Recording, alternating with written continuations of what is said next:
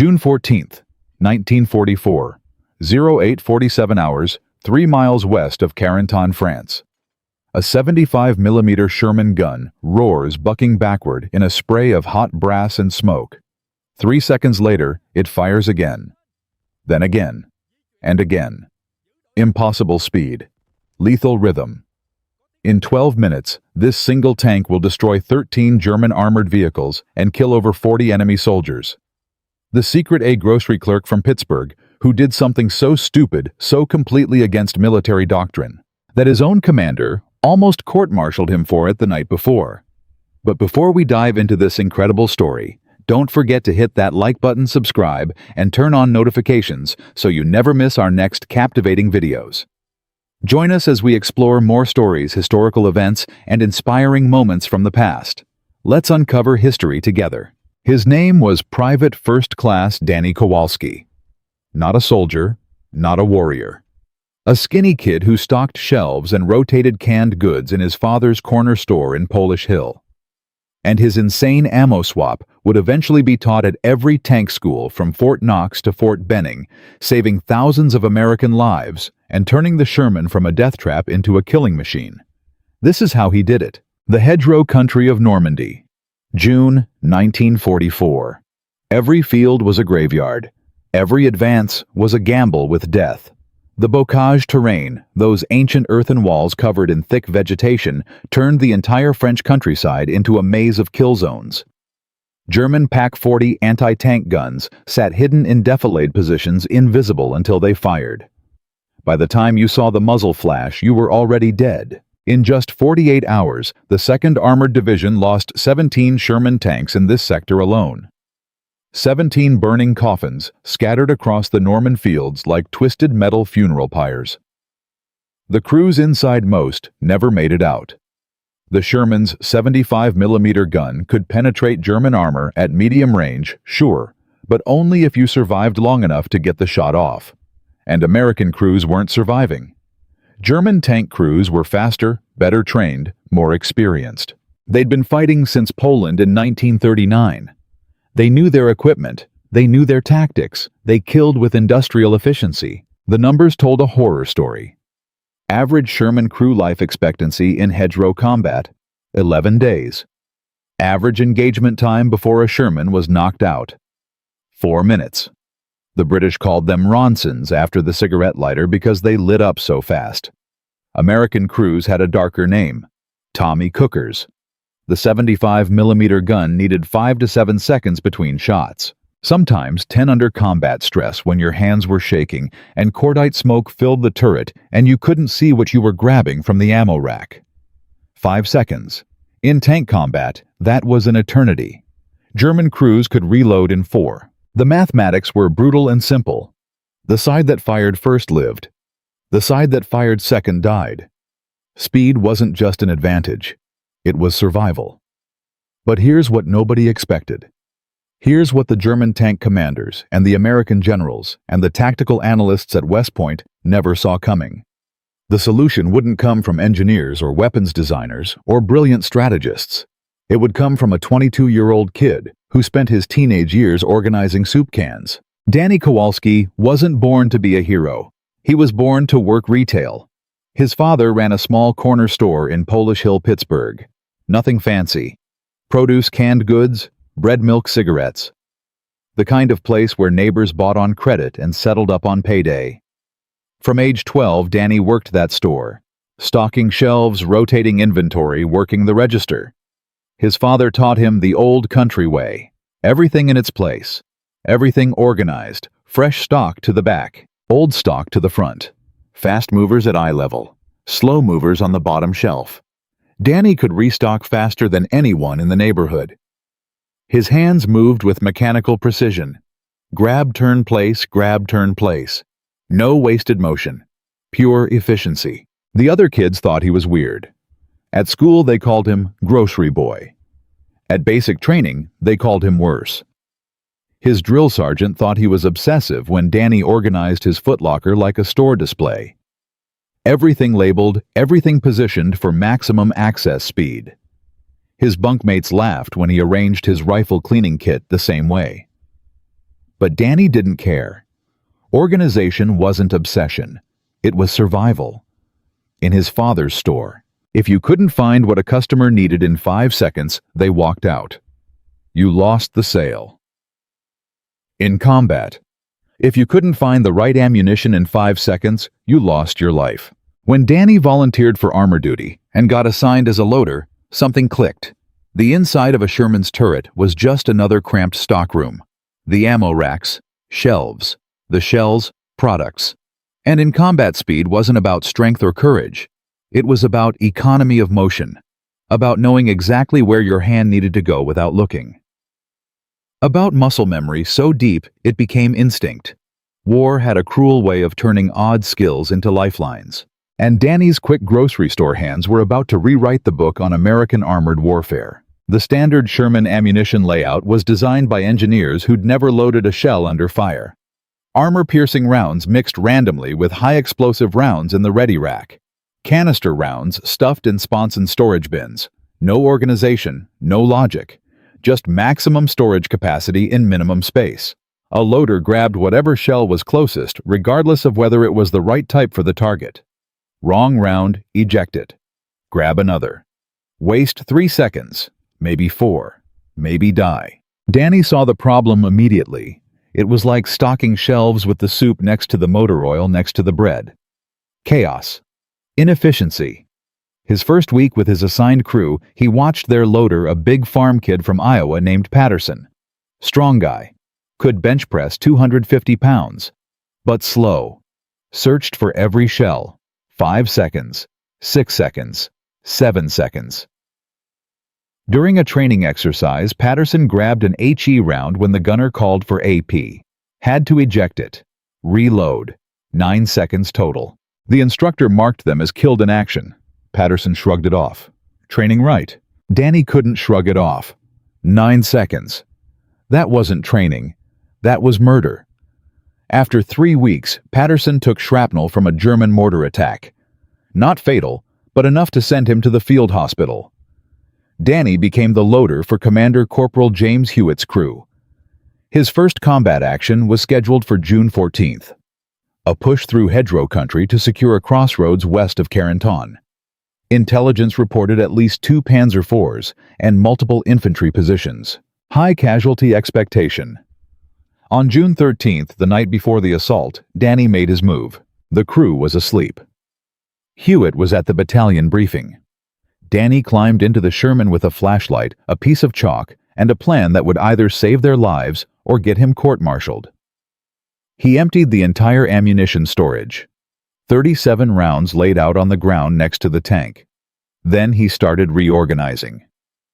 High-explosive rounds went on the left side of the ready rack, exactly where his left hand would naturally fall after the breech opened. Armor-piercing rounds staggered on the right side, positioned for a crossbody grab. Canister rounds in the sponson rack marked with chalk tape, positioned for a blind reach. Every shell positioned not for storage efficiency, but for combat sequence probability. In hedgerow fighting, you'd engage infantry first. HE rounds, then armor if it appeared. AP rounds, then close-range defense. Canister. He marked each position with chalk lines. Left-hand paths, right-hand paths. Sponson positions memorized by touch. When Sergeant Bill Marsh, the gunner, came back and saw what Danny had done, he nearly lost his mind. "What the hell are you doing? That's not regulation. You can't just reorganize military equipment." Danny looked at him calmly. "The regulation is designed for storage, not for combat. This is designed for survival. Hewitt's going to court-martial you. Maybe. But we'll be alive for the court-martial." Marsh stared at him. Then he climbed into the turret, sat in the gunner's position, and ran through a mock engagement sequence.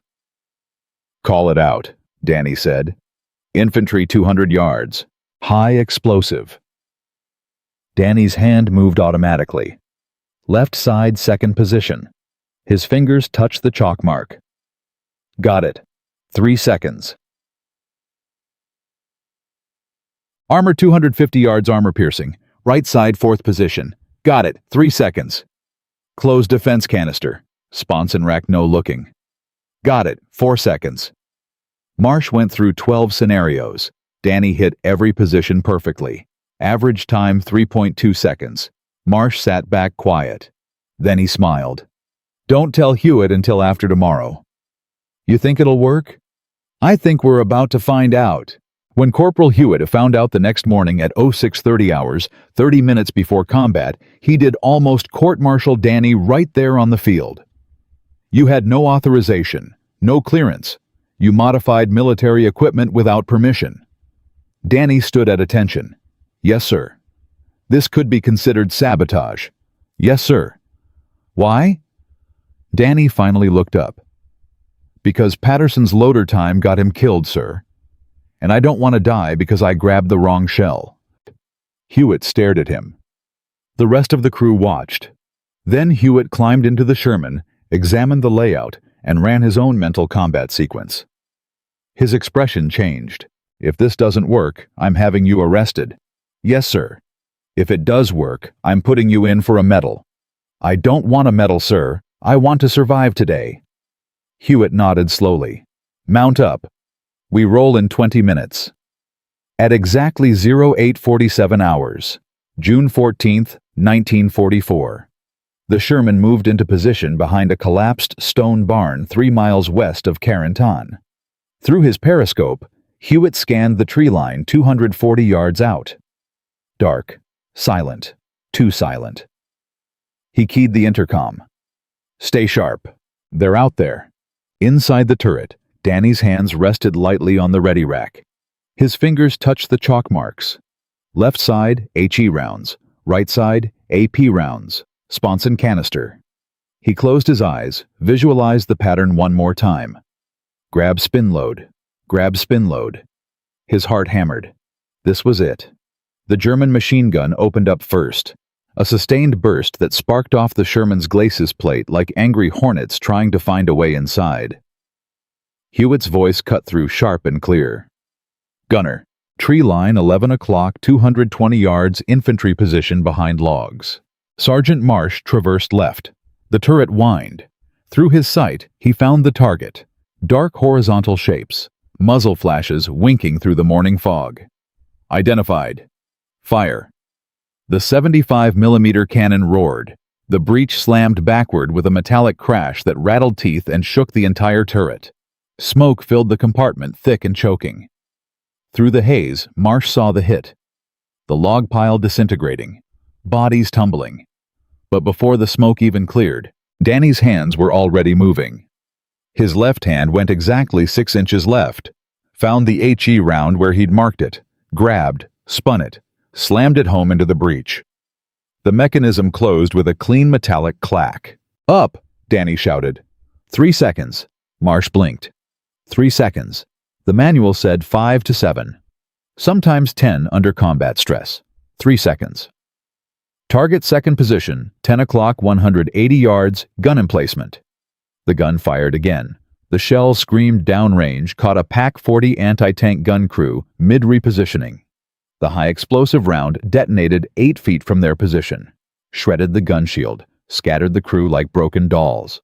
Danny's hand was already reaching for the next shell. Right side AP round, crossbody grab, load. Up, 2.5 seconds. Hewitt spotted movement through his periscope.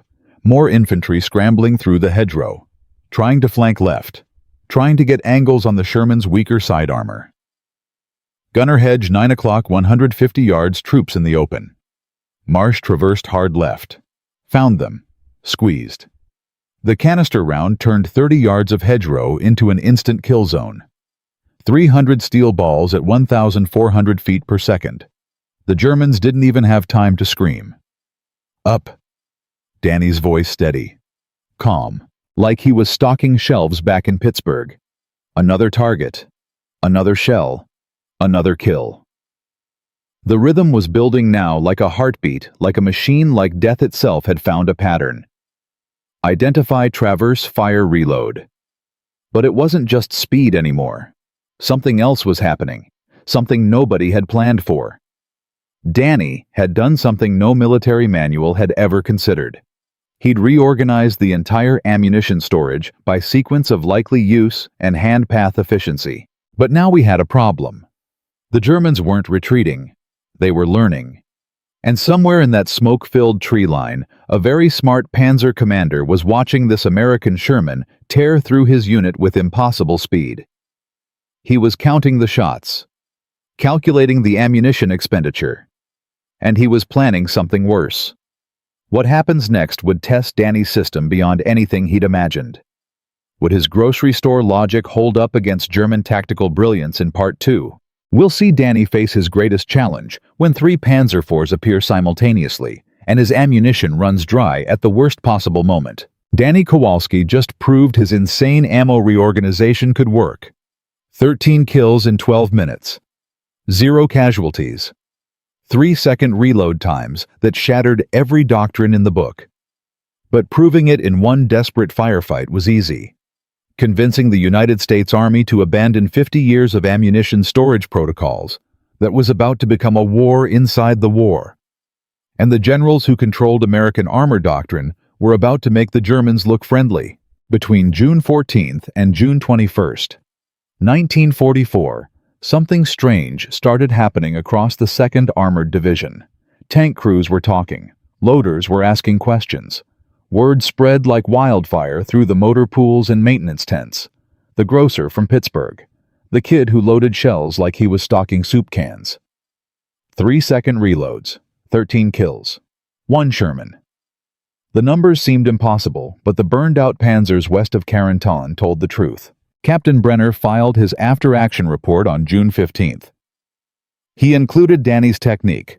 The chalk marks, the reorganization pattern, everything. He recommended immediate tactical evaluation for division-wide implementation. The report went up the chain, company to battalion, battalion to regiment, regiment to division. And that's where it hit a brick wall named Colonel Theodore Harrison. Colonel Harrison was 56 years old. West Point class of 1910. He'd served in the punitive expedition against Pancho Villa. He'd fought in the Meuse-Argonne offensive in World War I.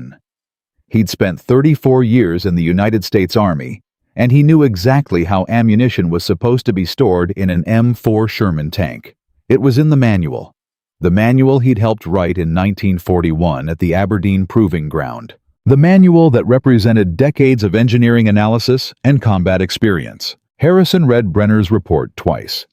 Then he picked up the telephone and called a meeting for June 23rd at division headquarters in Isigny-sur-Mer. Required attendance. All battalion commanders, all company commanders, and 1 private first class, Danny Kowalski, who was about to learn what the Army thought of grocery clerks who rewrote doctrine. The meeting room was a requisitioned French town hall. 27 officers sat around a long wooden table. Danny stood at attention near the door, still wearing his tanker coveralls, still smelling like cordite and sweat. Colonel Harrison entered last. He carried Brenner's report in one hand and the official M4 Sherman crew manual in the other. He dropped both on the table with a heavy thump. "Gentlemen, we have a problem." Harrison's voice was cold. "It appears that Private Kowalski has decided that 34 years of armored warfare experience, engineering specifications, designed by the Ordnance Department, and official United States Army doctrine are all incorrect. He has unilaterally modified ammunition storage procedures in a combat vehicle without authorization, without testing, and without any consideration for the consequences." Captain Brenner started to speak. Harrison held up one hand. Captain Brenner's report claims miraculous results. 13 enemy vehicles destroyed. Reload times of 3 seconds. It's very impressive. It's also very dangerous. The ammunition storage layout in the M4 Sherman is designed for crew safety, blast containment, weight distribution, and mechanical reliability. Every shell has a designated position. Every position has been calculated for structural integrity and combat survivability. Harrison turned to Danny. "Private Kowalski, do you have an engineering degree?" "No, sir." "Did you attend the armor school at Fort Knox?" "No, sir." "Have you ever designed a combat vehicle or conducted ballistic testing?" "No, sir." "Then what qualifies you to redesign ammunition storage procedures?" Danny looked at the floor. Then he looked up. I know where my hands need to go, sir. The room went silent. Harrison's jaw tightened. That is not an answer, Private. Yes, it is, sir. The manual is designed for engineers. But engineers don't load shells under fire. Loaders do. And the fastest way to load isn't the same as the safest way to store.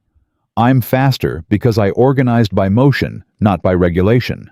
And if your reorganization compromises structural integrity, if it shifts weight distribution, if it interferes with turret traverse or breach operation, then I'd be dead, sir. But I'm not. My crew's not. And 13 German tanks are. Harrison's face flushed red. You will restore standard ammunition configuration immediately. You will cease all unauthorized modifications. And you will submit to a formal investigation into whether your actions constitute reckless endangerment of military equipment. Dismissed. But here's what Colonel Harrison didn't know. Sitting in that room, 3 chairs down from the colonel, was Major Robert Caldwell. Age 39, Ordnance Corps, graduate of MIT's Mechanical Engineering program. And unlike Harrison, Caldwell had actually read Brenner's report with professional curiosity instead of professional outrage. That night, June 23rd, Caldwell found Danny outside the motor pool. Private Kowalski, walk with me. They walked past rows of Sherman tanks being serviced and repaired. Caldwell lit a cigarette. The colonel is wrong. Sir, he's not wrong about procedure. He's wrong about combat.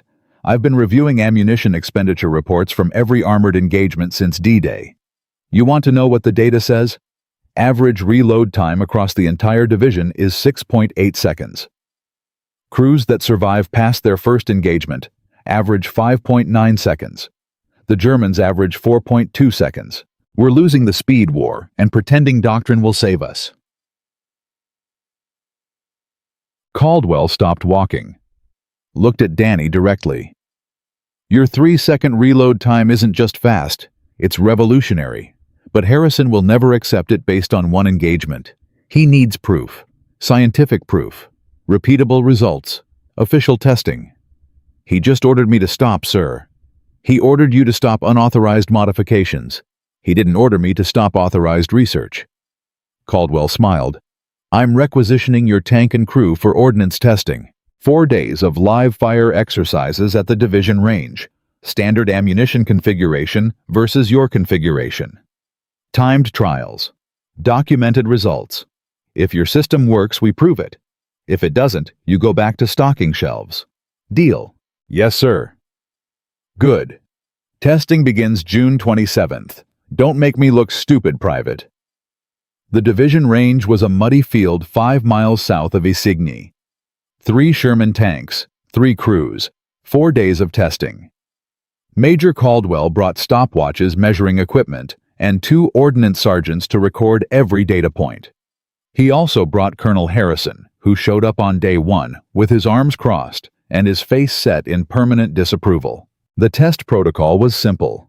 Each crew would engage a series of simulated targets at varying ranges with varying ammunition types.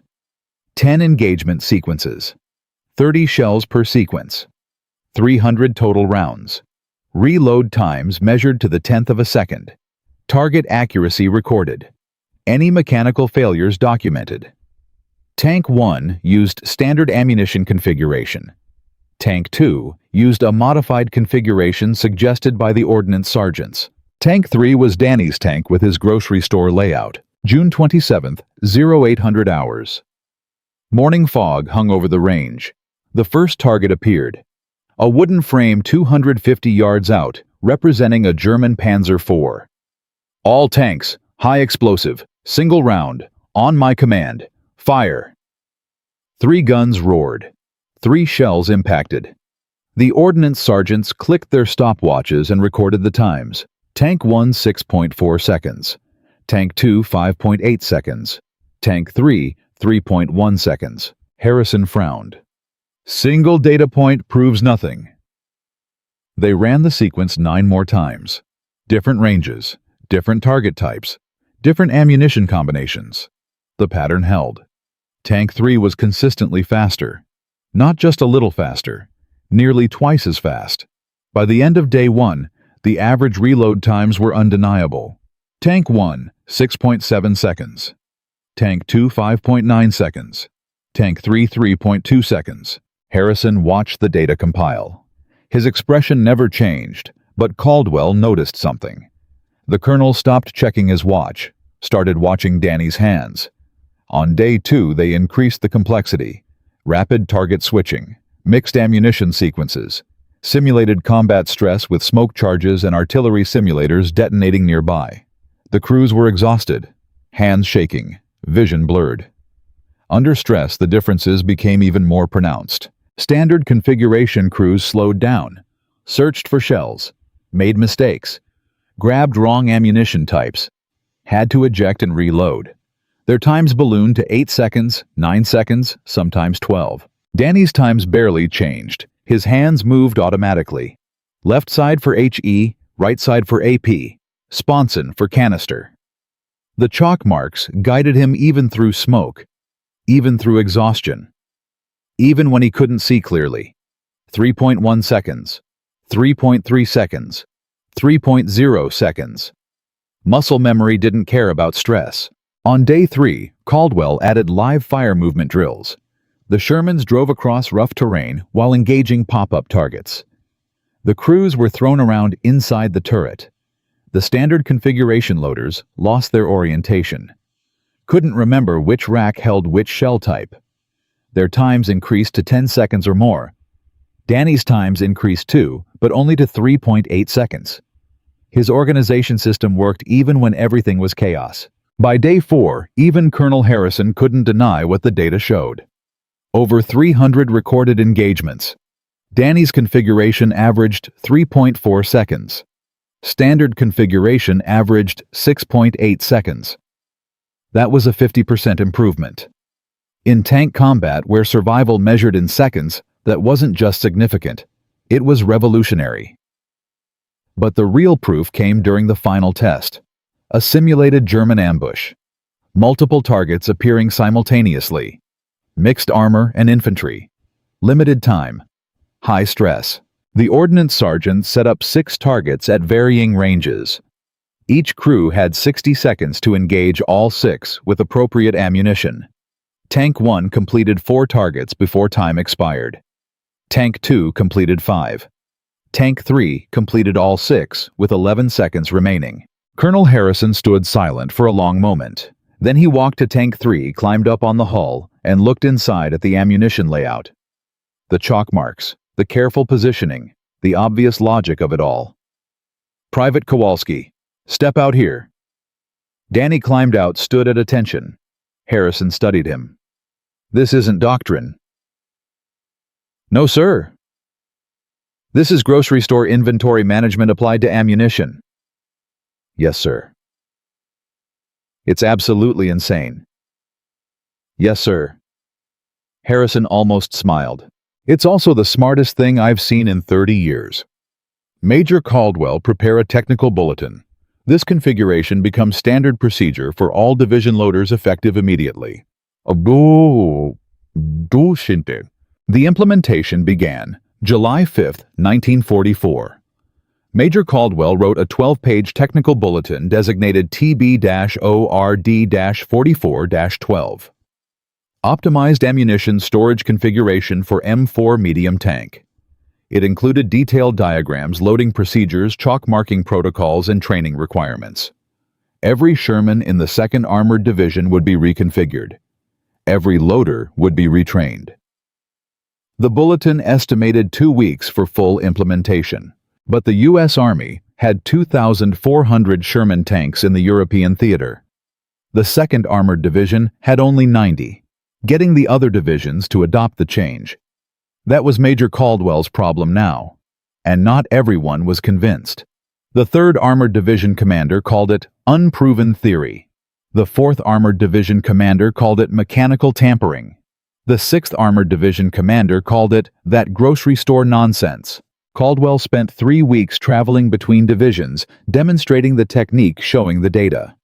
Some commanders accepted immediately. Others resisted. The arguments were always the same. It's not doctrine. It's not tested. It's not proven. Except it was proven, in 4 days of controlled testing and in actual combat. But institutional resistance is stronger than data. Meanwhile, the Shermans that had adopted Danny's configuration were reporting results. The 2nd Armored Division reported a 34% increase in target engagement speed. Enemy kill ratios improved from 1.21 to 2.11. Crew survival rates increased by 18%. The numbers told the story. But then the Germans started noticing. August 12, 1944, near Mortain, France. A captured German tank commander was interrogated by Allied intelligence. The transcript included one interesting comment. The American tanks are different now, faster, more aggressive. They fire before we can acquire them. Something has changed. The Germans didn't know what had changed. They just knew they were dying faster. By September 1944, 70% of American Shermans in Europe had adopted the Kowalski configuration. Reload times across the entire armored force dropped from 6.8 seconds to 4.1 seconds. Not as fast as Danny's 3 seconds, but fast enough to match the Germans. Fast enough to survive. Fast enough to win. But winning created a new problem. The Germans weren't stupid. They were analyzing captured Shermans. They were interrogating prisoners. They were figuring out what changed, and when they figured it out, they were going to adapt. And that adaptation was going to force Danny Kowalski back into combat one more time for a battle that would prove whether his grocery store logic could survive against Germany's best tank crew. The crew that had been hunting him specifically since Carentan. In Part 3. We'll see what happens when tactical innovation meets tactical revenge, and Danny faces an enemy who knows exactly how he thinks. Danny Kowalski's grocery store logic had just become official U.S. Army doctrine. His 3-second reload technique was spreading across Europe. 70% of American Shermans now used his configuration. Reload times dropped from 6.8 seconds to 4.1 seconds. American tank crews were finally matching German speed. But speed creates a new problem. When you start winning, the enemy stops underestimating you. And the Germans were about to make Danny Kowalski's technique their top tactical priority. September 3, 1944. Oberkommando der Wehrmacht Headquarters, Berlin. A intelligence briefing room filled with senior panzer officers studying reports from France. The numbers were impossible to ignore. American Sherman kill ratios had doubled in 6 weeks. German tank losses were up 47%. Panzer crews reported the same phenomenon across every sector. American tanks were firing faster, reloading faster, killing faster. General Major Heinrich Schultz stood at the front of the room, holding a technical analysis report. "Gentlemen, we have a problem. American tank doctrine has fundamentally changed. Our intelligence indicates they have modified ammunition storage procedures in all M4 Sherman tanks. The modification reduces reload times by approximately 40%. We are no longer faster than them." The room erupted. Officers demanded explanations. How did this happen? Why weren't we informed earlier? Schultz raised his hand for silence. "We have interrogated 3 captured American tank crews. All report the same modification. All credit the technique to a single soldier. A private named Kowalski, former grocery clerk. No military education, no tactical training. He reorganized ammunition racks based on hand motion efficiency." One officer laughed. "A grocery clerk defeated German engineering." Schultz didn't smile. "A grocery clerk is killing us at a rate of 2 to 1. And unless we adapt immediately, we will lose the armored war in France." The orders went out that same day. Every panzer crew would receive updated tactical training, new engagement protocols, different firing positions, longer range combat to offset American reload advantages, and one specific directive that caught everyone's attention: identify and eliminate high-value American tank crews, especially those demonstrating exceptional reload speeds. The Germans weren't just adapting tactically, they were hunting. But while the Germans were learning to fear Danny's technique, The technique itself was facing a crisis nobody had predicted. October 8, 1944. Near Aachen, Germany. A Sherman from the 3rd Armored Division using the Kowalski configuration suffered a catastrophic ammunition explosion during combat. The entire crew was killed instantly. Initial investigation suggested the explosion resulted from the modified ammunition storage. The report reached Major Caldwell within hours. His stomach dropped. If the Kowalski configuration had caused this explosion, everything would be reversed. Every tank would revert to standard configuration. Every crew would go back to 6.8-second reloads. And men would die because of it. Colonel Harrison called an emergency review board. Major Caldwell explained to me why we shouldn't immediately suspend TB-0 RD-44-12 pending full investigation. Sir, we don't know what caused the explosion yet. We know it happened to a tank using the modified configuration. We also know that over 1,800 tanks have been using this configuration for 3 months without incident. One explosion doesn't prove causation. One explosion killed 5 men, Major. How many more are you willing to lose defending your theory? The investigation took 6 days. Metallurgists examined the wreckage. Ordnance experts studied blast patterns. Survivors from nearby tanks were interviewed. And on October 14th, the conclusion was clear. The explosion was caused by a German Panzerfaust rocket that penetrated the Sherman's side armor directly into the ammunition storage. The modified configuration had nothing to do with it. Any ammunition storage configuration would have exploded under those conditions, but the damage was done. Tank crews heard about the explosion. Rumors spread. Some crews started reverting to standard configuration out of fear. Others refused to adopt the Kowalski method at all. The technique that had been saving lives was now being blamed for deaths it didn't cause. Danny heard about the controversy while his unit was moving toward the German border. He read the investigation report, understood the physics, knew his configuration wasn't responsible. But knowing the truth and convincing terrified men were different things. They think I'm killing them, he told Sergeant Marsh quietly. They think wrong, Marsh replied. But thinking wrong gets people killed just as dead as being wrong. Danny needed proof, not laboratory proof or statistical proof. He needed combat proof that would silence every doubt. And he was about to get his chance. November 16, 1944. The Hürtgen Forest, Germany. One of the most brutal battles of World War II.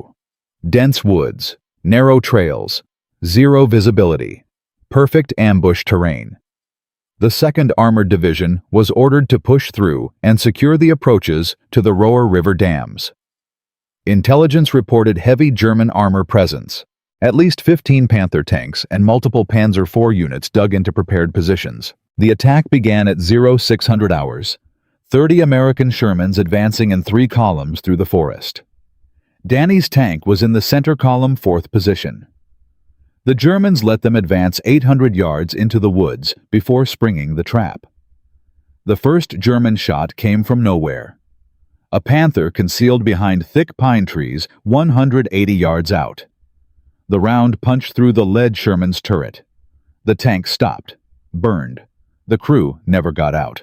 Contact Panther, 11 o'clock, 180 yards, hull down. Hewitt's voice was sharp. Marsh traversed left, found the target, fired. The Panther's armor deflected the round. German tanks started appearing everywhere. 2 more Panthers, 3 Panzer IVs, multiple anti-tank positions. The Americans were in a kill box. Back, all tanks reverse, the column commander's voice screamed over the radio. But reversing meant showing weak rear armor, meant slow movement, meant death. Danny's tank stayed in position. Gunner, same Panther, aim low track junction. Marsh adjusted, fired.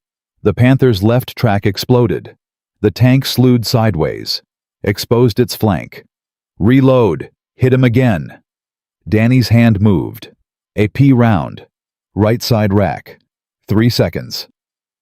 Up. The second shot penetrated the Panther's side armor. Smoke poured from the hatches. 2 more German tanks appeared. a Panzer IV at 220 yards, another Panther at 260 yards, both firing. Rounds screamed past. One hit the Sherman behind Danny's tank. It lurched, stopped moving. Multiple contacts engage at will. The radio was chaos now. Tank commanders shouting, gunners calling targets, the sound of metal hitting metal, explosions, screaming. Danny's world narrowed to motion. Grab, spin, load, HE round for infantry position, AP round for Panther, HE for Panzer IV, canister for German infantry rushing through the trees. His hands moved faster than thought, muscle memory taking over completely. 3 seconds, 2.8 seconds, 3.2 seconds. The rhythm never broke. Marsh was firing continuously. Target, fire, target, fire. The gun barrel was glowing red. The turret was an oven. Temperature past 120 degrees. Sweat poured down Danny's face. His shoulders screamed. His hands were bleeding from shell casings. But he didn't stop. Couldn't stop. Another target. Another shell. Another kill. The German armor was concentrating fire on Danny's Sherman now. They'd identified it as the threat. Multiple tanks shooting at one target, rounds hitting all around, mud geysering up, trees exploding into splinters. One round hit the Sherman's frontal armor. Glancing blow, ricocheted off, close, too close. We're taking heavy fire. We need to move. Negative hold position, keep firing. Hewitt's voice was ice. Another Panther appeared. This one at 140 yards, extremely close range. Its gun was already tracking toward them. Race time, pure speed. Whoever fired first lived. Marsh found the target. Danny already had the AP round coming up. Anticipated the call. Knew what was needed.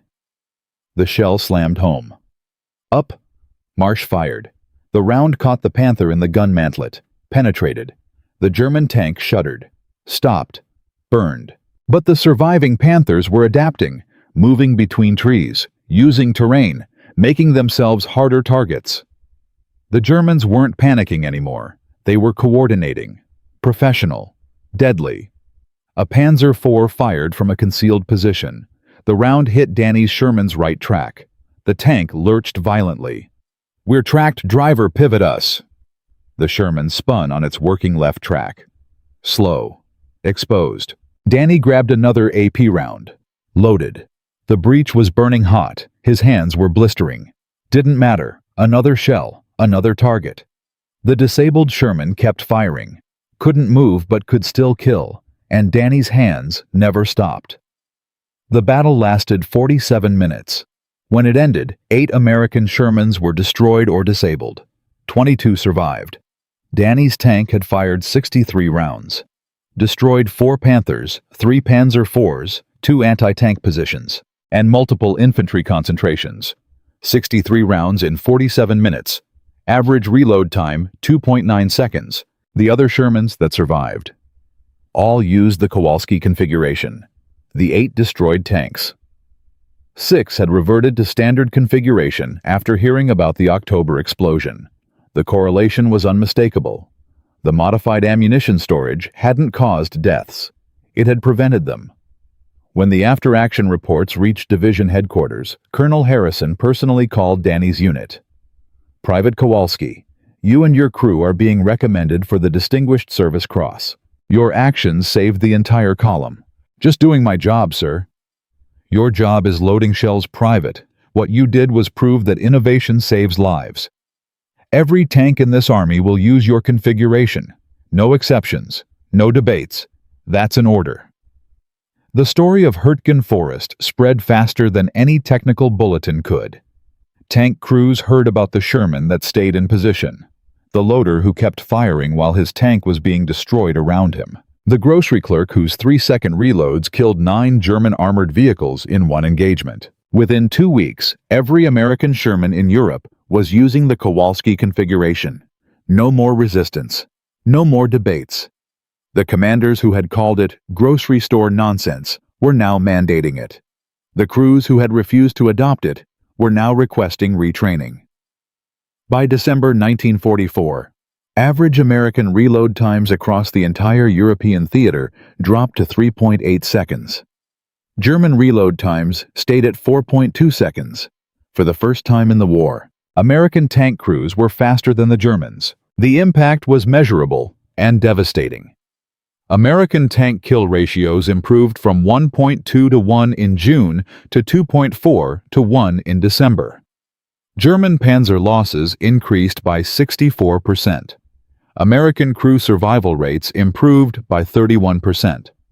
The Battle of the Bulge in December 1944 would prove the ultimate test. German armor threw everything at American positions. Panthers, Tigers, King Tigers. The best tanks Germany had. They expected to overwhelm the Americans with superior armor and firepower. Instead, they ran into Shermans that could fire twice as fast as doctrine said they should. German tank commanders reported the same confusion across every sector. The Americans were different now. Faster, more aggressive, more lethal. One captured German officer's interrogation transcript included a telling comment. "We trained to fight the Sherman we knew, but these Shermans are not the same tanks. They have been transformed." The war would end 5 months later. The Kowalski configuration would be officially credited with reducing American armored casualties by an estimated 2,100 men, with increasing German tank losses by 7,800 vehicles over the final 7 months of combat, with shortening the war in Europe by an indeterminate but significant period. Major Caldwell would write in his final report, "A grocery clerk from Pittsburgh with no formal military education revolutionized American armored warfare through simple observation and common sense. His contribution to victory is immeasurable." Danny Kowalski survived the war, received the Silver Star and the Distinguished Service Cross, was promoted to sergeant. But here's what the history books don't tell you. Here's what the official reports left out. What happened to Danny after the war? How did he live with what he'd done? And what did the Germans do when they finally captured a Sherman and reverse-engineered his technique? In Part 4, we'll discover the final chapter, the one about legacy consequences and the cost of innovation that nobody talks about, from a Pittsburgh grocery clerk with a crazy idea to 70% of American armor in Europe. From 7-second reloads to 3 seconds. From 1.2 to 1 kill ratios to 2.4 to 1. Danny Kowalski's insane ammunition reorganization had changed the entire war. Saved thousands of lives. Killed thousands of Germans. But here's what the official reports never mentioned. Here's what the technical bulletins left out. Success has a cost, and Danny Kowalski was about to pay it in full. May 8, 1945. Victory in Europe Day. The war was over. Germany had surrendered. Across Europe, soldiers celebrated, drank, cried, hugged strangers. After 5 years of death, the killing had finally stopped. Danny Kowalski sat alone in his Sherman parked in a muddy field outside Pilsen, Czechoslovakia. The tank that had carried him from Normandy to Germany. Hull number 2031489. The turret still bore scorch marks from a dozen near hits. The ammunition racks still showed his chalk marks. Faded but visible, he climbed out, walked around to the front, ran his hand along the glacis plate, felt the dents, the gouges, the scars of 287 days in combat. His crew found him there an hour later. Sergeant Marsh, now Lieutenant Marsh. Corporal Hewitt, now Captain Hewitt. They'd all survived. Against impossible odds, they'd all made it home. "You all right, Danny?" Marsh asked quietly. Danny nodded, couldn't speak, because he was thinking about the others, the crews that hadn't made it, the loaders who'd reverted to standard configuration and died for it. The 8 Shermans at Hürtgen Forest. The voices on the radio that went silent mid-transmission. He'd saved thousands, but he couldn't save everyone. And that knowledge sat in his chest, like shrapnel, sharp and permanent. Danny returned to Pittsburgh in June 1945. His father's grocery store was still standing. still selling bread and milk and canned goods to the neighborhood. His father hugged him at the door. Didn't ask questions. Just handed him an apron and put him back to work. Like the war had been a long vacation. Like nothing had changed. But everything had changed. Danny's hands still moved in patterns. Grab, spin, load.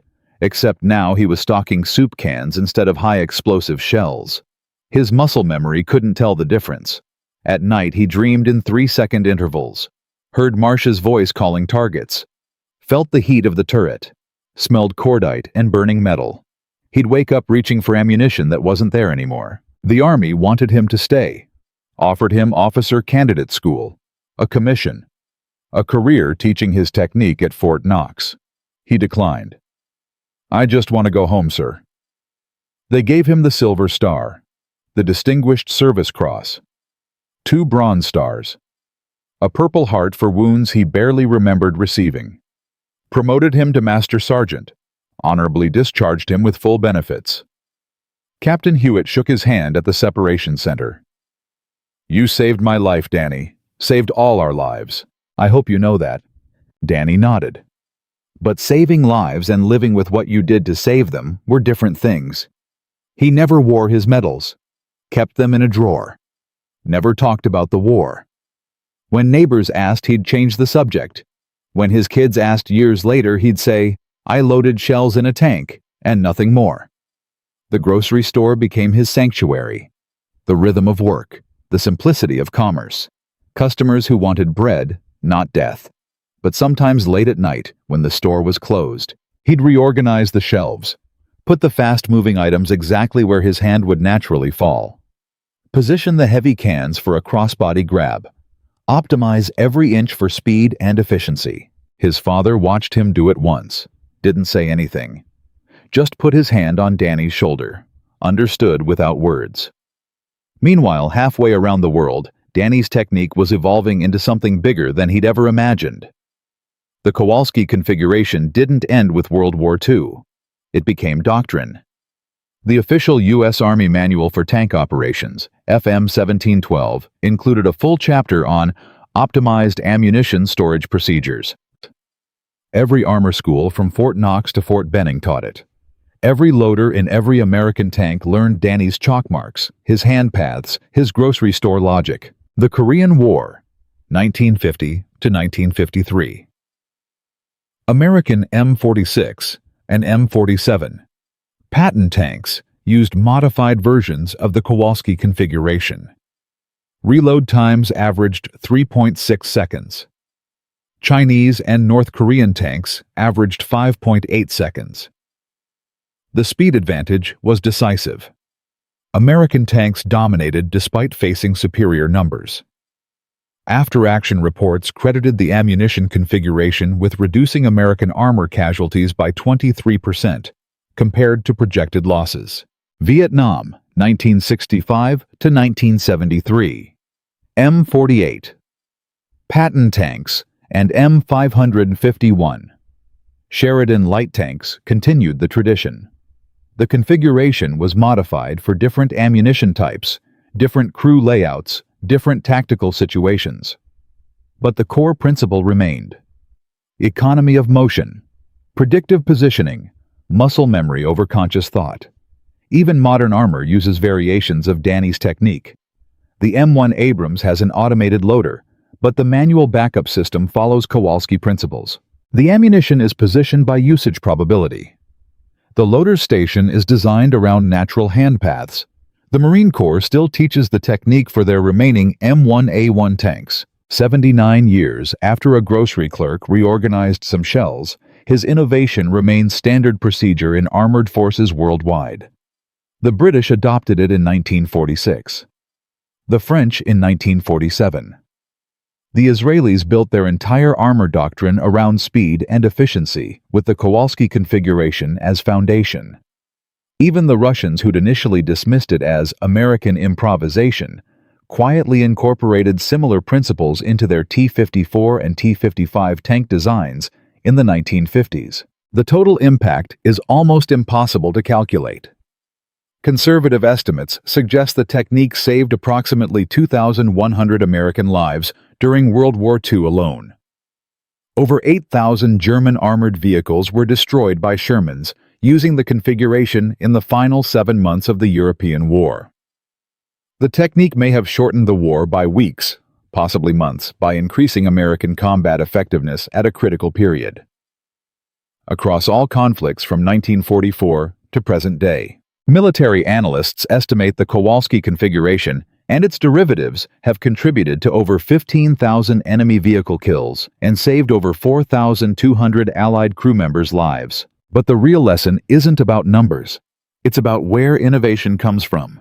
Danny Kowalski had no military education, no engineering degree, no tactical training. He was a grocery clerk, a kid who stocked shelves, and he revolutionized armored warfare because he saw what the experts couldn't see. The experts designed for storage, for regulations, for doctrine. Danny designed for survival, for reality, for the actual human being whose hands needed to move fast under fire. This pattern repeats throughout military history.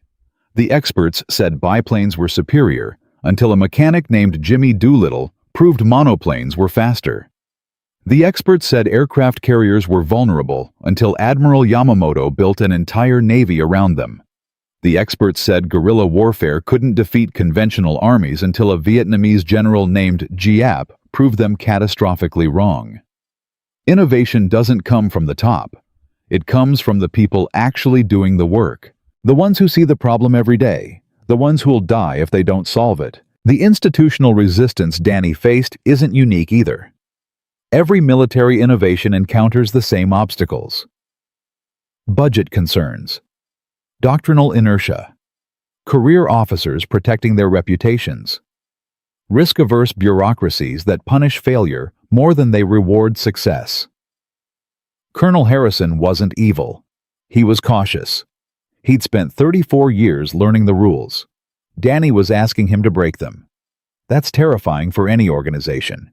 But here's what separates stagnation from progress. Someone has to be willing to test the crazy idea. Someone has to risk their career, their reputation, maybe their life on something that might not work. Major Caldwell did that. Captain Hewitt did that. And Danny did that every time he loaded a shell. The courage to innovate isn't about intelligence. It's about being willing to be wrong, being willing to be laughed at, being willing to fail publicly and catastrophically. Danny could have been wrong. His configuration could have caused ammunition explosions, could have made things worse instead of better. He risked court-martial, risked killing his own crew, risked being remembered as the idiot who got men killed with grocery store nonsense. That's real courage, not the courage to fight. The courage to think differently when everyone says you're insane. This story matters today because the same battle is happening right now. In military development, in corporate innovation, in scientific research. Someone somewhere has a crazy idea that could save lives or change industries or solve impossible problems. And someone else is saying no. Saying it's not doctrine, not proven, not how we do things. The question is always the same. Do we test the crazy idea, or do we keep doing what we've always done and hope it's good enough? But here's one final detail most people don't know. That Sherman tank hull number 2031489, the one Danny rode from Normandy to Czechoslovakia, sits today in the National Armor and Cavalry Museum at Fort Moore, Georgia. It's been restored, repainted, preserved as a piece of history. But if you look inside the turret, if you climb up and stick your head through the loader's hatch, you can still see them. Faded white chalk marks on the ammunition racks. Left side for HE, right side for AP, sponson for canister. The marks are protected now, covered in clear sealant, preserved for future generations of loaders to see. And every year the armor school at Fort Moore graduates about 800 new tank crewmen. Every one of them tours that Sherman. Every one of them sees those chalk marks. Every one of them hears the story of the grocery clerk who changed warfare. The instructors always end the story the same way. Private Kowalski never thought he was doing anything special. He was just trying to survive. But survival instinct combined with clear thinking and courage to act changed the outcome of World War II. That's what we're teaching you here. Not just how to fight, how to think, how to see problems differently. How to have the courage to be right when everyone says you're wrong.